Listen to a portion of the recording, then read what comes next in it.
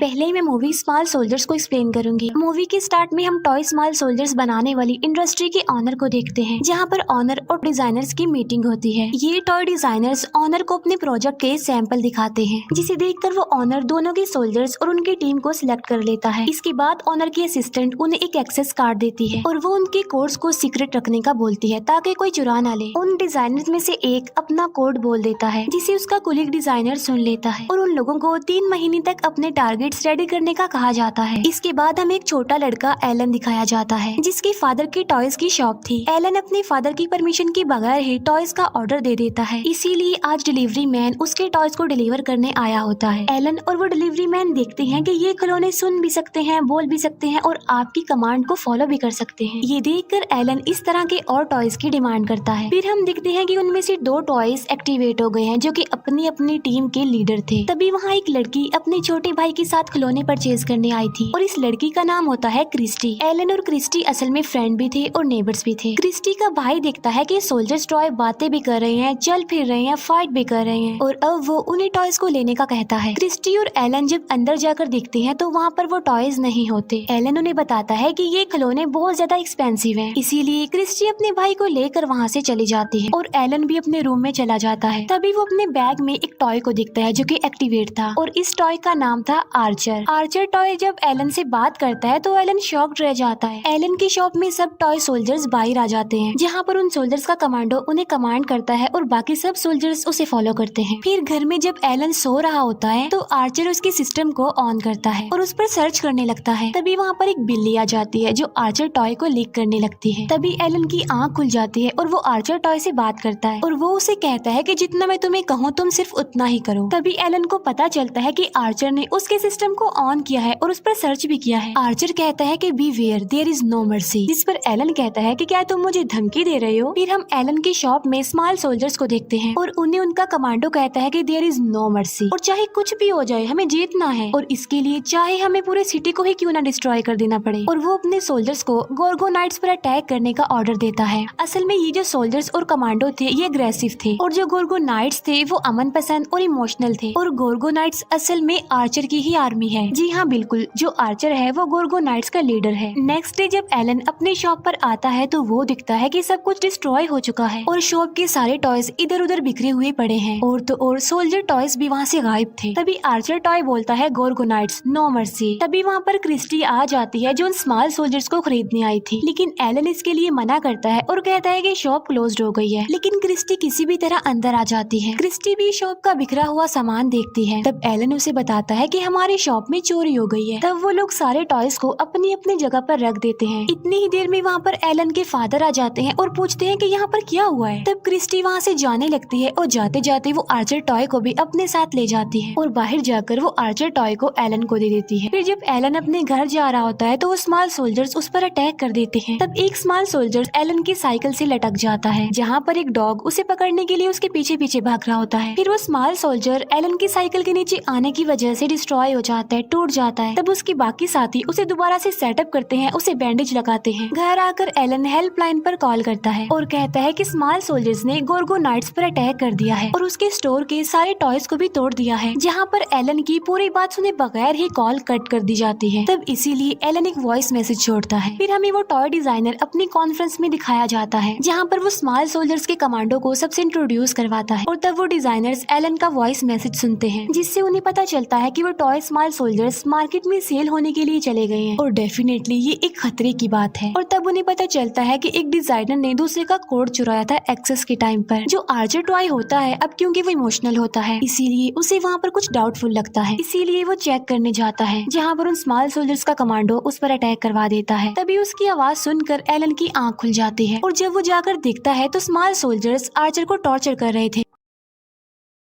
और यहाँ पर एलन आकर उसे बचा लेता है। इतनी ही देर में वहाँ पर एलन के पेरेंट्स भी आ जाते हैं और एलन उन्हें सारी बात बता देता है और वो अपने पेरेंट्स को सॉरी भी बोलता है और साथ साथ वो उन्हें आर्चर टॉय भी दिखाता है और बताता है कि ये बातें भी कर सकता है, चल फिर भी सकता है और कमांड को फॉलो भी कर सकता है। लेकिन उस टाइम आर्चर कोई भी रिस्पॉन्स नहीं करता। एलन के पेरेंट्स उस पर बहुत ज्यादा गुस्सा करते हैं, इसीलिए वो वहाँ से चला जाता है, जहाँ पर एलन अपने साथ आर्चर को भी लेकर जाता है। आर्चर एलन को बताता है कि मेरी आर्मी यानी गोर्गोनाइट्स अभी डिस्ट्रॉय नहीं हुए हैं। जिस पर एलन पूछता है तो फिर वो कहाँ पर है। फिर वो स्मॉल सोल्जर्स एक जगह पर पहुँचते हैं जहाँ पर उनका एक सोल्जर मर जाता है, जिस पर कमांडो कहता है कि हम इसका बदला जरूर लेंगे और वो अपने सोल्जर्स को वॉर की तैयारी करने के लिए बोलता है। दूसरी तरफ एलन को गोर्गोनाइट्स बाहर ट्रैश में मिल जाते हैं, जिसे देखकर एलन को पता चल जाता है कि वो डिस्ट्रॉय नहीं हुए हैं, इसीलिए वो खुश हो जाता है। फिर वो दोनों टॉय डिजाइनर्स लैब में आ जाते हैं जहाँ पर उन्हें पता चलता है कि X10000 एक मास्टरपीस माइक्रो प्रोसेसर है और ये टाइम के साथ साथ और ज्यादा डेवलप होते जाएंगे। एलन क्रिस्टी से फोन पर बातें कर रहा होता है और उनकी बातें कमांडो सुन लेता है। फिर वो स्मॉल सोल्जर्स अपने वेपन्स बना रहे होते हैं और वो गोर्गोनाइट्स को डिस्ट्रॉय करने का प्लान बनाते हैं और वो जल्दी से क्रिस्टी के घर पहुंच जाते हैं जहाँ पर वो क्रिस्टी के पेरेंट्स को नींद की मेडिसिन देकर उन्हें सुला देते हैं, जहाँ पर क्रिस्टी का छोटा भाई उन्हें देख लेता है और वो सब मिलकर क्रिस्टी के भाई को भी बांध देते हैं और वहाँ पर जितनी भी डॉल्स होती हैं वो उनको टारगेट कर देते हैं। कमांडो कहता है कि ये डॉल्स हमारी न्यू आर्मी है और वो उन्हें अपने मरे हुए सोल्जर्स की बैटरी से एक्टिवेट कर देते हैं। फिर क्रिस्टी अपने फ्रेंड के साथ अपने घर पर आ जाती है और उसका फ्रेंड उसे ड्रॉप करके चला जाता है और वो अपने जैकेट कबर्ड में रख रही होती है जहाँ पर कबर्ड में उसके भाई को बांध कर रखा गया था, लेकिन क्रिस्टी की नजर उस पर नहीं पड़ती। फिर वो अपने रूम में जाती है जहाँ पर वो अपनी डॉल्स को देखकर शॉक्ड रह जाती है और तब उसकी डॉल्स उसे नीचे गिराकर बांध देती है, लेकिन तभी उसका फ्रेंड उसकी आवाज सुन के दोबारा से घर में आ जाता है जहाँ पर वो सोल्जर्स उस पर अटैक कर देते हैं और सोल्जर्स उसकी बॉडी पर आग लगा देते हैं। फिर वो स्मॉल सोल्जर्स एलन के पास क्रिस्टी की वीडियो कैसेट भेजते हैं जिसमें कहा गया था कि गोर्गोनाइट्स को हमारे हवाले कर दिया जाए। तब एलन एक बॉक्स पर गोर्गोनाइट्स लिखकर उसे घर के बाहर रख देता है और वो आर्चर टॉय को क्रिस्टी के घर भेजकर उसके घर का दरवाजा खुलवाता है और खुद अंदर चला जाता है जहाँ पर वो डॉल्स उस पर भी अटैक कर देती हैं और तब आर्चर क्रिस्टी को छुड़वाने लगता है और अब वो दोनों मिलकर डॉल्स को डिस्ट्रॉय करने लगते हैं। फिर स्मॉल सोल्जर्स उस बॉक्स को ब्लास्ट कर देते हैं क्योंकि वो समझ रहे थे कि उस बॉक्स में गोर्गोनाइट्स हैं, लेकिन उसमें गोर्गोनाइट्स नहीं बल्कि एक रिकॉर्डर था। ये देखकर वो सोल्जर्स और कमांडो एलन और क्रिस्टी पर अटैक कर देते हैं। तब वो दोनों वहाँ से भागने लगते हैं, लेकिन तब वो देखते हैं कि वहाँ पर वो सोल्जर्स भी आ गए हैं और उनके पीछे पड़ गए हैं। वो सोल्जर्स उन पर अटैक करते हैं और उनका रास्ता रोकने की कोशिश करते हैं, लेकिन तभी वहाँ पर एक ब्लास्ट होता है जिसे देखकर एलन और क्रिस्टी समझ रहे थे कि वो सोल्जर्स डिस्ट्रॉय हो गए हैं और इसीलिए वो रिलैक्स होकर अपने घर जा रहे होते हैं, लेकिन तभी वो सोल्जर्स दोबारा से उड़ जाते हैं। फिर वो दोनों टॉय डिजाइनर्स एलन के पास पहुँचते हैं। तब एलन बताता है कि कमांडो में कोई खराबी है, कोई गड़बड़ है उसमें, और तभी दूसरे डिजाइनर को गोर्गोनाइट्स दिखाई देते हैं क्योंकि इसी डिजाइनर ने गोर्गोनाइट्स को डिजाइन किया था। लेकिन तभी वहाँ पर लाइट्स ऑफ हो जाती हैं और बाहर वो स्मॉल सोल्जर्स आ जाते हैं और उन्होंने उस डिलीवरी मैन को ट्रक में ही बांध दिया था। क्रिस्टी का फादर इस सब को सिर्फ एक गेम समझ रहा था, इसीलिए वो बाहर जाता है जहाँ पर वो स्मॉल सोल्जर्स उन लोगों पर अटैक कर देते हैं और उन लोगों पर वो बॉम्ब्स फेंकते हैं। फिर वो एक काफी बड़ा ब्लास्ट करके उनके दरवाजे को तोड़ देते हैं और खुद अंदर आ जाते हैं और अब वो उनके घर में भी घुस गए थे। आर्चर अपनी आर्मी यानी गोर्गोनाइट्स को कहता है कि हमें एलन की हेल्प करनी चाहिए और तब सारे गोर्गोनाइट्स उन सोल्जर से लड़ने के लिए बाहर आ जाते हैं। तब एक सोल्जर एलन के फादर को एक जाल में फंसा देता है। तभी एलन को बचाने के लिए आर्चर उस कमांडो से फाइट करता है, लेकिन वो कमांडो आर्चर को ही मारकर नीचे फेंक देता है। तब गुस्से में आकर एलन कमांडो को इलेक्ट्रिक शॉक देकर उसे मार डालता है। कमांडो के मरने से वहाँ पर ब्लास्ट हो जाता है और सारे स्मॉल सोल्जर्स भी डिस्ट्रॉय हो जाते हैं। नेक्स्ट इंडस्ट्री का ऑनर वहाँ पर आता है और जितने भी लोगों का नुकसान हुआ होता है उसे पूरा करने के लिए वो सबको चेक देता है। एलन समझ रहा था कि सब गोर्गोनाइट्स डिस्ट्रॉय हो गए हैं, लेकिन तभी उसे आर्चर समेत सारे गोर्गोनाइट्स मिल जाते हैं जो कि एक्टिवेट ही होते हैं और फिर एलन उन सबको उस जगह पर लेकर जाता है जिसके बारे में आर्चर ने नेट पर सर्च किया था और यहीं पर मूवी स्मॉल सोल्जर्स एंड हो जाती है। और अब मैं एक्सप्लेन करने वाली हूँ डाउन साइजिंग मूवी को। मूवी के स्टार्ट होते ही हमें बताया जाता है कि साइंटिस्ट ने एक ऐसी टेक्निक बना ली है जिससे किसी भी इंसान को साइज में छोटा किया जा सकता है। इस टेक्निक का नाम होता है डाउन साइजिंग। इसका इस्तेमाल करके किसी भी इंसान को 5 इंच का किया जा सकता है।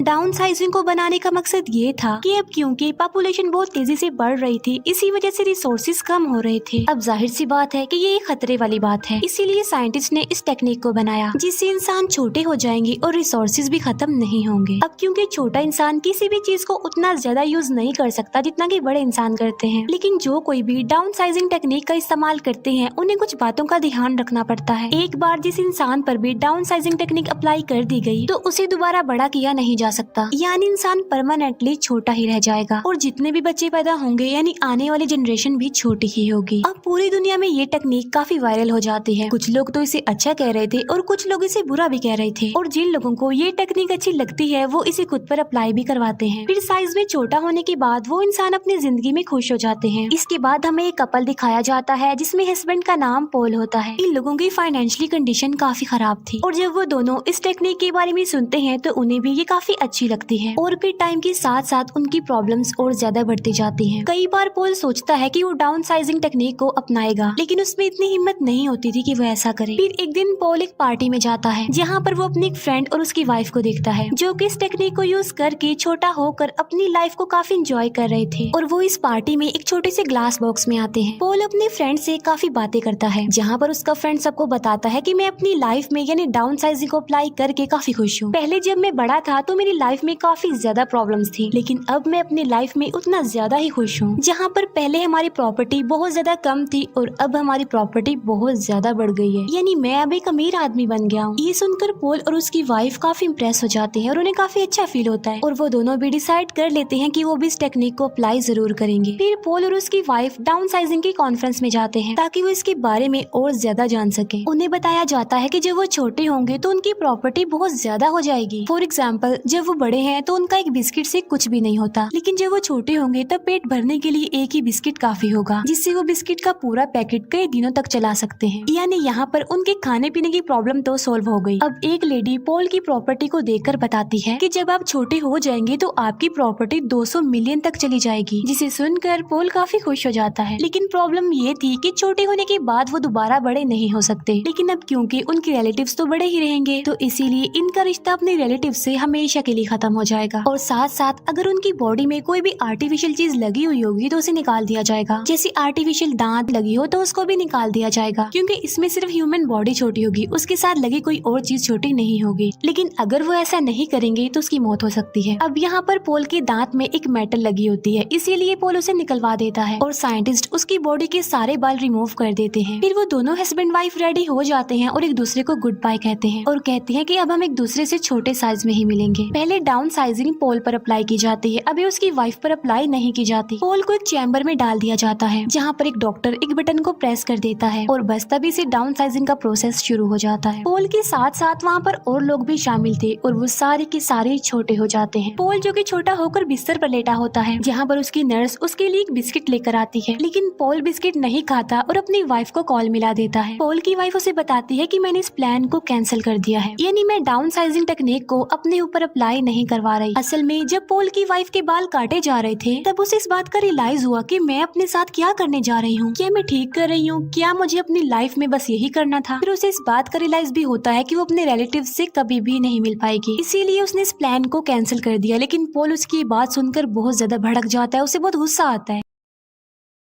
क्योंकि अब वो छोटा हो गया था और दोबारा वो बड़ा नहीं हो सकता था, और इसी वजह से उन दोनों में सेपरेशन हो जाती है क्योंकि वो दोनों अब साथ नहीं रह सकते। इसके बाद पॉल अपनी लाइफ स्पेंड करने के लिए किसी दूसरी जगह पर चला जाता है और ये जगह खास तौर पर डाउन साइजिंग लोगों के लिए बनाई गई थी। पॉल वहाँ पर एक घर में बिल्कुल अकेला रहता था, उसके साथ उसके कोई फ्रेंड्स नहीं थे। फिर काफी टाइम गुजर चुका था और पॉल अपनी वाइफ को डिवोर्स भी दे चुका था ताकि वो अपनी लाइफ का एक न्यू स्टार्ट ले सके। फिर अगले दिन वो न्यूज देखता है जिसमें वो देखता है कि अमेरिका से एक बॉक्स भेजा गया था जिसमें तकरीबन 15 लोग डाउन साइजिंग टेक्निक को यूज करके यहाँ पर आ रहे थे, लेकिन उनमें सब लोग मर गए सिवाय एक लड़की के। फिर पॉल एक पार्टी के बाद अपने घर में आकर सो जाता है। फिर नेक्स्ट डे उसे वही लड़की दिखाई देती है जिसे उसने न्यूज में देखा था। वो लड़की उस घर को साफ करती है और पॉल के लिए खाना बनाती है। असल में उस लड़की का कोई घर नहीं होता और पॉल भी अकेला रह रहा था, इसीलिए उसे यहाँ पर भेज दिया गया। फिर ये दोनों एक दूसरे से काफी घुल मिल जाते हैं और एक दूसरे को काफी पसंद करने लगते हैं। फिर वहीं पर हमें एक टूटा फूटा एरिया भी दिखाया जाता है और ये भी छोटे लोगों का ही एरिया था। ये वो छोटे लोग थे जिन्होंने डाउन साइजिंग टेक्निक को यूज तो किया लेकिन गलत तरीके से किया, इलीगल तरीके से किया, और इसीलिए वो यहाँ पर रह रहे हैं, यानी उन्हें डाउन साइजिंग टेक्निक अपनाने का कोई भी फायदा नहीं हुआ। जैसे उनकी लाइफ बड़े होने पर थी, छोटे होने पर भी उनकी लाइफ वैसे ही थी, यानी उन्हें ज्यादा फर्क नहीं पड़ा। फिर पॉल वहाँ जाने का फैसला करता है जहाँ से इस टेक्निक का आगाज हुआ था, और जिस साइंटिस्ट ने सबसे पहले इसे खुद पर अप्लाई किया था वो भी वहीं पर ही रहता था, क्योंकि पॉल उससे जानना चाहता था कि क्या वो दोबारा किसी तरीके से बड़ा हो सकता है। वो साइंटिस्ट साइंटिस्ट कहता है कि मैंने बड़ी मेहनत करके इस दुनिया को बचाने के लिए ये टेक्निक बनाई थी, लेकिन हकीकत तो ये है कि अब तुम बड़े नहीं हो सकते बल्कि हमेशा ऐसे ही छोटे रहोगे। और अब पोल भी समझ जाता है कि वो अब कभी भी दोबारा बड़ा नहीं हो सकता, लेकिन वो खुश था क्योंकि उसे एक अच्छा पार्टनर जो मिल गया था उस लड़की की सूरत में, और उसके साथ ही वो खुशी खुशी अपनी लाइफ गुजार सकता है। वो साइंटिस्ट बताता है कि मैंने इस जगह को कुछ ऐसे डिजाइन किया है कि यहाँ पर कोई भी खतरा नहीं आ सकता और ये कभी भी खत्म नहीं होगी, और अगर तुम चाहो तो हमारे साथ रह सकते हो। जिस पर पोल कहता है कि नहीं, जमीन खत्म होने के साथ मैं भी उसके साथ खत्म होना चाहता हूँ और मेरी जितनी भी जिंदगी बची है मैं उसे अच्छे से खुशी खुशी गुजारना चाहता हूँ। और इसीलिए वो वापस अपनी जगह पर आ जाता है और उस लड़की के साथ बहुत अच्छी सी जिंदगी गुजारने लगता है, एक नया स्टार्ट लेकर। और इसी के साथ ही मूवी यहीं पर एंड हो जाती है। Thank you for watching.